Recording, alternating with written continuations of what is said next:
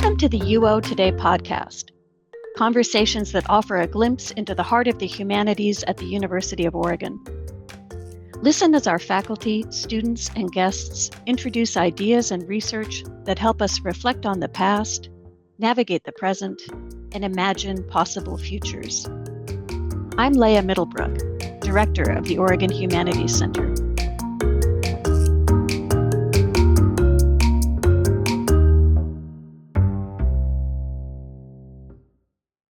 My guest today is Xan Holt, Assistant Professor of German and Scandinavian at the University of Oregon. Professor Holt's research focuses on German language literature, film, and television of the 20th and 21st centuries. He specializes in environmental humanities, migration and diaspora studies, transnational and world literature, and film, television, and new media. He also works on Polish language literature and film. Professor Holt earned his PhD in Germanic languages at Columbia University in 2020. Prior to joining the UO in the fall of 2025, Professor Holt held positions at Boston College, Northwestern University, and Iowa State University. Professor Holt, thank you for coming on the show. Thanks so much for having me. Tell us a little bit about your background. So yeah, as you described, I got my PhD in 2020 from Columbia, studying German language, but I actually started in the theater. I got my BFA in dramatic writing from NYU in 2010, and was particularly interested in playwriting. So that was sort of initially my interest going into undergraduate, and I started getting into German because I was so interested in German language theater. My mom had also spent some time in Germany in the 70s and had always wanted me to learn German, and college seemed to be a good time to start learning a new language. So I started learning German and got really, really into it. Found that, it can be really hard finding a job in the theater immediately out of undergraduate. So I applied for Fulbright teaching assistantships in Austria, and I did that for 2 years. First in Vorarlberg, which is a small province in the far west of Austria, right on the border with Switzerland. And then I was in Vienna for a year. And that was great because I hadn't, unfortunately, had the experience of doing a study abroad while I was an undergrad. So I got the immersion experience that I think all of our students should have, and you really benefit from. And it was also great because the dialects that were spoken there were so incredibly different. So really like a living language. I wasn't sure what I wanted to do after finishing up my time in Vienna.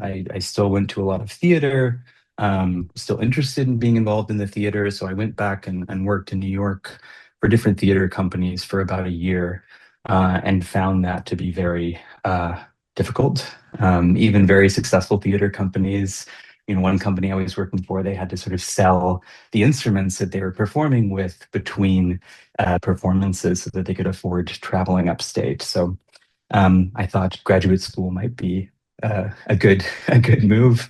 So I applied to German programs because that was my interest.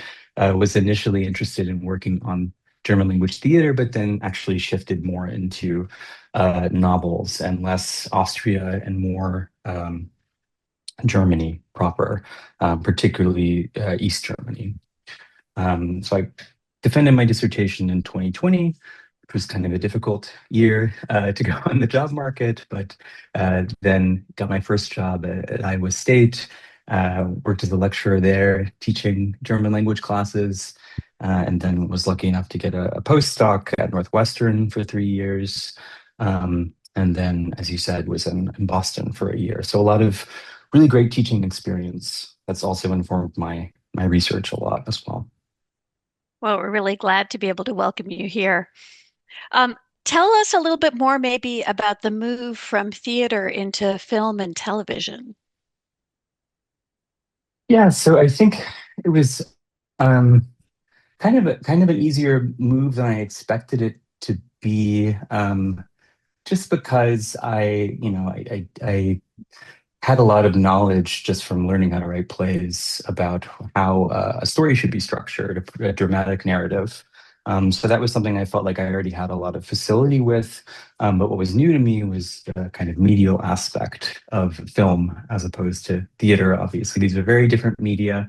And in dramatic writing, school, we talked a lot about how theater tends to be 80% dialogue, 20% visuals. Film is 80% visual, 20% dialogue. So it's interested in that very different mode of dramatic storytelling. Um, and yeah, it was also sort of an outgrowth of the work that I was doing on literature during my graduate degree. Was thinking about borders and how borders are portrayed in literature, and in trying to understand specifically how literature portrays that in a way that's different from other media. I had to kind of really immerse myself in cinema studies and film. So interesting. Are you currently at work on a book? I am. I'm currently finishing up my first monograph, which is um, developed from my dissertation, which was about Cold War era borders in German and Polish language literature. So, thinking very specifically about the role that literature plays in drawing up national boundaries, cultural boundaries, but also as a producer of alternative geographies, transcultural affiliations, and diasporic imaginaries. So trying to think about literature as having this kind of dialectical role where it's not just helping sort of delimit these national boundaries, but also encouraging us to think about borders in a very different way. And is absolutely approaching them as social constructions that have no kind of natural determinant and change readily over time. So Germany was a really good object for that, particularly during the Cold War era, because you have this division drawn within the German nation itself, and the creation of kind of new political jargons, new vocabularies, new aesthetic standards. So the first book that really drew me to this topic was by an East German author who then moved, he insists, move and not fled to West Germany to publish, who was trying to create a kind of bridge across that East German, West German border, and was doing so by kind of pushing the aesthetic boundaries of East German literature, but also trying to kind of pushing up against some West German standards as well. Mm-hmm. And in building this into a book, I've expanded it into the present. So the dissertation was really just thinking about the Cold War era, so ends the 90s. And my current monograph is trying to bring that up to the present and think about what are the legacies of these borders. There's this sort of mythology of Europe as being this sort of borderless, boundaryless space after the 90s, after the fall of the Berlin Wall. And I think as we have a much better conception of today than we did in the 90s and early aughts, that's something that really needs to be thought of a little bit more complexly. So trying to trace the legacies, the remainders of these borders into the present, but also thinking about how different today's borders are. Really interesting. Do you have a working title?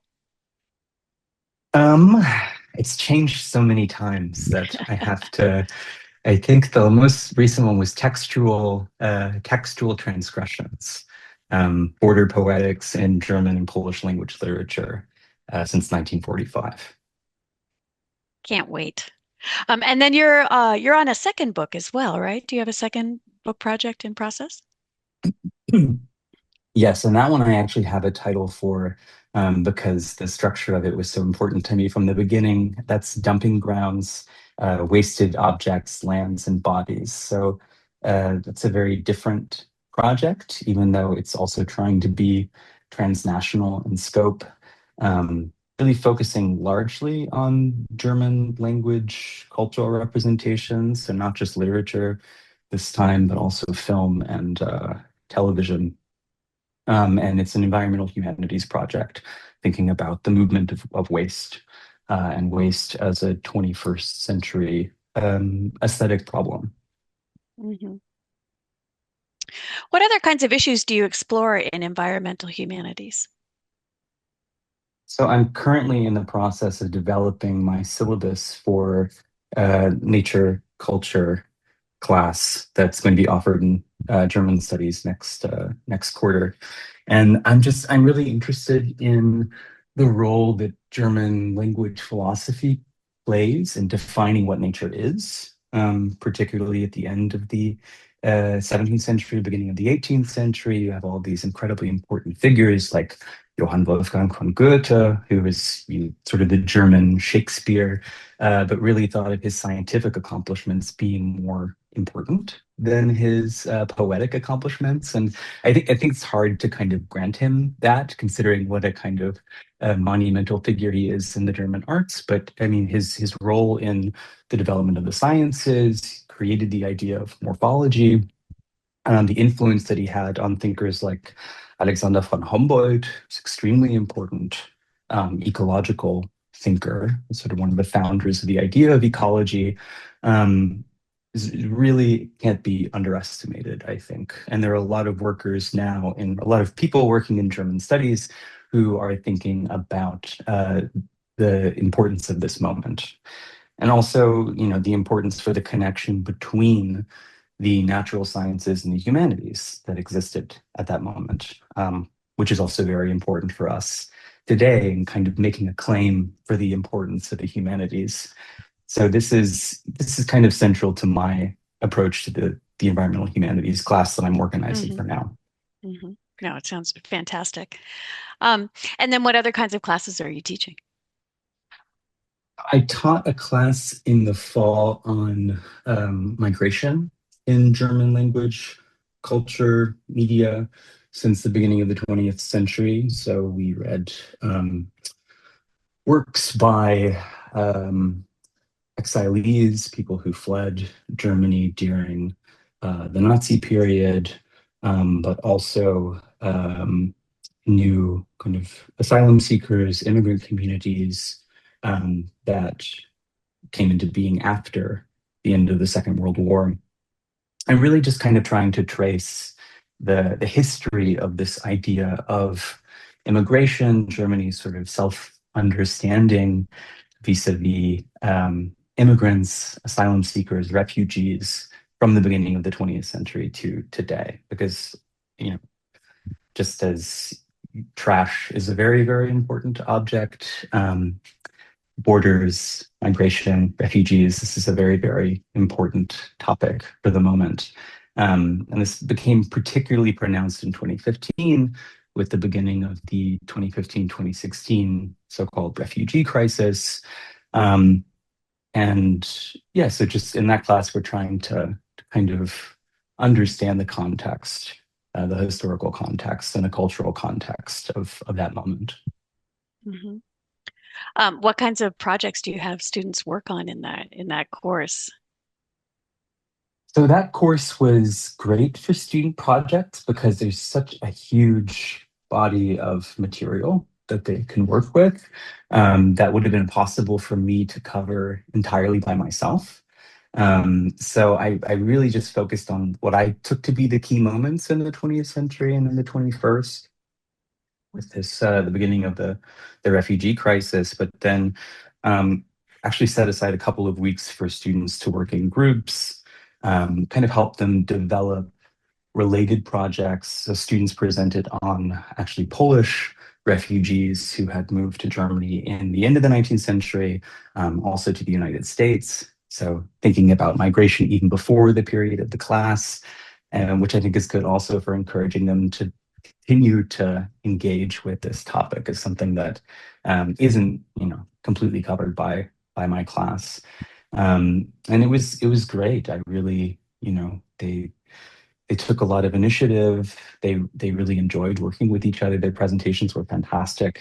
Um, so yeah, that was enjoyable. Why do you think it's important for American students to learn about German culture and German society and, Polish culture and Polish society? Yeah, this is a really good and important question.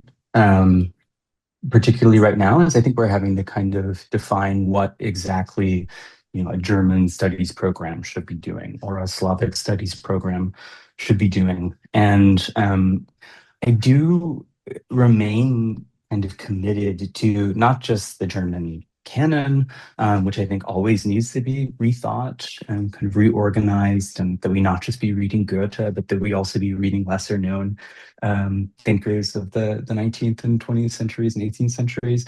But I think there is a kind of connection between literature and thought, literature and philosophy, this kind of critical theoretical tradition in the German tradition that's very, very important. And at a moment where we're really trying to encourage students to think critically, and there's fear about, AI sort of taking away that capacity from them, I think German studies helps give us a handle on what it is that we want them to be able to do when we say, approach this text critically. What does that actually mean? I was just talking with a friend of mine about how that can often sort of cash out as, diss the author, or which is one way to do it. But I think just grappling with the ideas that are being presented in works of literature or film, and the ways in which the language that is used, the media are inflecting that thought. This is really, at the very least, this has been developed well, this methodology within German studies. Um, and beyond that, I just a commitment to language learning, an unending commitment to language learning, um, and which is why I wouldn't want to limit it to German studies. In working Mhm, on mhm. trash, really want to. I feel like I need to learn Spanish. I would really like to learn Portuguese. It feels like a limitation to only be working with the German language. So German sort of as a jumping off place for um, linguistic inquiry um, beyond Europe as well. Yeah, thank you for that answer. I'm struck myself in my conversations with undergraduates, how many of them take a deep interest in the German language. And I think that's such an interesting turn societally and culturally. So it does seem like the program is doing very well. Yeah, it feels that way being in the classroom, and it's exciting. What attracted you to the University of Oregon? Um, I was I went to private universities for my undergraduate and graduate degrees. Um, I liked both of those institutions. I really appreciated the professors that I worked with there. But my first job was at a public university in Iowa, and I remain sort of committed to the project of public education. And so this is really, really important to me. Also that we not just be working in these sort of cloistered um, ivory towers, and think about how we are actively disseminating knowledge among our communities. And Eugene, I think more than I understood before, getting here, is just a really great space for understanding how that process works, because you feel so immersed in your community. I feel like I'm getting a better sense of Oregon, also the differences within Oregon by working with my students, but also just in my daily life. And that kind of connection between like my lived experience and my teaching and my research. I mean, it goes without saying, this is like one of the most beautiful places that I've ever lived. Is also very, very interested in, for instance, waste disposal, sort of thinking a lot about the life of objects and where they end up and what that means and how we can sort of live better with our waste. This is, to my mind, a perfect place for that. Well, we are really happy that you're here. And I think, all of us can say that we just wish you a thriving career. So thank you for taking a little Thank you. time out of your morning to talk to us today.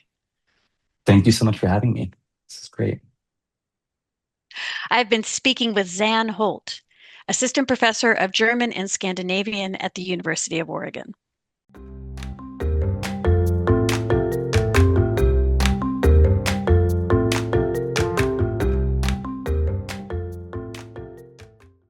Our research notes segment helps us keep current on recent developments in University of Oregon faculty and student humanities research.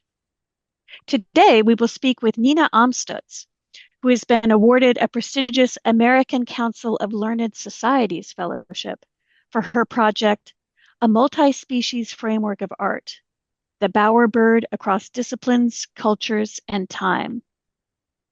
Nina Amstutz is an associate professor of the history of art and architecture in the College of Design at the University of Oregon. Her first book, Caspar David Friedrich, Nature and the Self, was published by Yale University Press in 2020. Nina, thank you for coming on the show. So great to be here. Thank you for having me. Tell us a little bit about your research interests. Sure, I'd be happy to. So I think, in the broadest terms, my research is really about different cultural and historical ideas about nature and how those ideas have informed practices of art since the 18th century. And methodologically, I think I intersected, with various fields or disciplines. Certainly the history of science is a very important one, the environmental humanities, as well as animal studies. And, these research interests and approaches have taken me in different directions. As you mentioned, my first book was about the German artist Caspar David Friedrich, and that project was really about a historical interest between the boundaries between art and nature and the human and more than human worlds. And so I pursued that, in relation to this historical period where I began my studies as a PhD student as well in the 19th century. And then, more recently, that trajectory has taken me again into the field of animal studies and multi-species studies.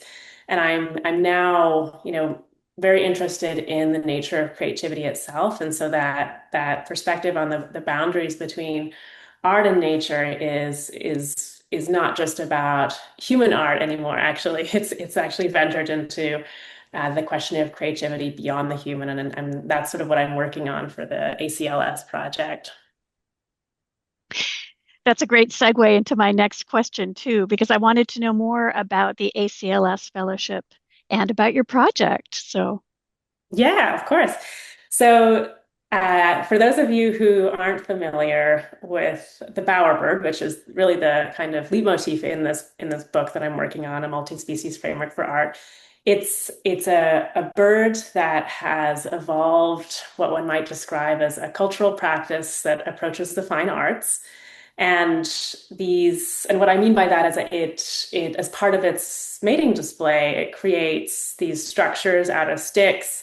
It decorates them very elaborately with found objects that could be feathers, flowers, fruits. It really depends on the species, and more recently, also man-made objects, and such as plastics. And it then performs a kind of song and dance or movement and sound display, if you will, on its display ground before these ornaments. And I'm looking at this bird and sort of asking, what these mating displays might tell us about creativity beyond the human, and really also how art history has been very committed as a discipline to an understanding of art that is strictly limited to the human. And so, for those of you who don't know, in evolutionary biology, the bowerbird's displays are usually talked about in relation to procreation. Scientists are interested in this practice of display largely as a survival instinct, as something that helps us understand why animals select the mates they do, right? And as a result of the questions that scientists have asked about the birds, I think the question about to what extent there might be individual and cultural and aesthetically driven forms of expression related to these displays has been more or less neglected. And in the humanities, that's also the case. And I think there are a lot of reasons for that. Certainly, as humanists, we often take for granted a lot of the assumptions about the natural world that come out of the sciences, even though the questions that are being asked are often very different and might not connect at all with what we're interested in the humanities. And so art historians have really, I think, limited themselves in terms of the questions that they've asked or the implications that they've considered with respect to the nature of creativity opened up by the bird's creations. And, in recent years, there's been a lot of really interesting work being done in animal and multi-species studies, posthumanism, new materialisms, indigenous studies that are all seeking to think about the kind of subjecthood really and agency in the non-human world. And that is opening up, I think, really exciting possibilities for thinking about art as well, in terms of a multi-species framework. And so that's what I'm really trying to do. I'm trying to explore what that might mean to think about and write about art from a multi-species perspective. And so for this ACLS project, there's a historical dimension. I'm looking at how animal creativity has been understood before and after Darwin, in the Western world especially. And then the project has taken me to Papua New Guinea, where I've done a lot of interviews with folks to try and understand how, people who have lived adjacent to these birds since time immemorial, how they understand the birds. So the project has an element of traditional ecological knowledge. And then I've also done my own bird observations in West Papua, where I'm bringing my observations into dialogue with the conclusions of evolutionary biologists as well. Sounds amazing. Your comments bring us right up into the terrain of our third question. And in a sense, you've sort of begun to address it. But, in these segments, we always ask, what makes this topic important to humanity? So I wonder if you have any other thoughts about that. Yeah, of course. I mean, I think the way that these displays have been understood, in the sciences, is not the only sort of explanation for that, I guess. I think that the only explanation, sorry, for limiting our investigation of the creativity dimension. I think art history actually has a role to play in that as well, and that it is this humanist discipline. And we have really written about art since the beginning of the discipline in the 19th century as something that is the crowning achievement of human civilization. So really the study of art itself has been premised on this idea that it is us alone that make things that are beautiful. It's anthropocentric at its core, the study of art. And so I think, the humanist dimension comes in by really asking sort of in what ways our humanistic studies have limited us in understanding ourselves in relation to the world around us that we inhabit, that we are a part of, that we are constantly in interaction with, right? So I think there's a lot there for the humanities, even though it's a project that is ultimately also seeking to connect us with the non-human. But I think our methods as art historians really open up once we begin to acknowledge that there might be creative expression in other beings. And I'm really interested in what will happen to the study of art, how that will change if we do that, if we consider that possibility and think about our own practice as something that is always overlapping with and in dialogue with other beings. Thank you for that. Where can our listeners learn more about the topics you've been discussing with us today? Sure. Well, I've already published a little bit from this project, so I'm happy to flag a couple of articles. I wrote a kind of overview of this project. This project came out in a way of an article I wrote, and it, has become a book since then, or is a book in progress since then. So the first article is from 2021, sorry, in the journal Art History, called "The Avian Sense for Beauty: A Posthumanist Perspective of the Bowerbird." And then I have a couple other articles that have just come out that are hot off the press, and so I'll flag those as well. One that really looks at the historical dimension of animal creativity, how scientists as well as early anthropologists of art were thinking about animal creativity. Has just come out an article called "Rethinking the Animal in Art History: Charles Darwin, Karl, Woermann, and the Bowerbird," in a volume called "Animal Modernities." And then some of my work related to my fieldwork in West Papua, where I make observations about the birds, has also been published in a volume called Methods for Ecocritical Art History that just came out actually this February. And that article is called Multispecies Methods. Multispecies Methods in Art History, the Bowerbird Across Disciplines. And then I would also flag for folks who are interested, one of the, I think, most important books that helped me think about this project was a book by the evolutionary ornithologist Richard Prum. His book, The Evolution of Beauty, which I think was from 2017, really sought to expand how we think about sexual selection as not something that is always driven by natural selection, always driven by this survival drive, but instead can be also completely arbitrary and motivated by pleasure. And so his book was very, very important for me for offering up a perspective from the sciences, really, that was challenging some of the progress-driven ideas about evolution that have really sort of undergirded our understanding of animal behavior for a very long time, and sort of opening up the possibility of animal creativity being something that is motivated by other things other than survival. Enjoyment, pleasure, simply the drive to create is something that perhaps we share with other species. And so I would certainly encourage listeners to look at that book as well. These are great references. Thank you. And we'll put information in the show notes that helps people follow up. Great. Thank you so much for taking some time to talk with us today. Yes, thanks so much for having me. Once again, Nina Amstutz is an associate professor of the history of art and architecture in the College of Design at the University of Oregon. She was telling us a little bit about her project, a multi-species framework for art, the Bowerbird Across Disciplines, Cultures, and Time, which just was awarded a prestigious American Council of Learned Societies Fellowship. UO Today is a production of the Oregon Humanities Center at the University of Oregon. Thanks for listening.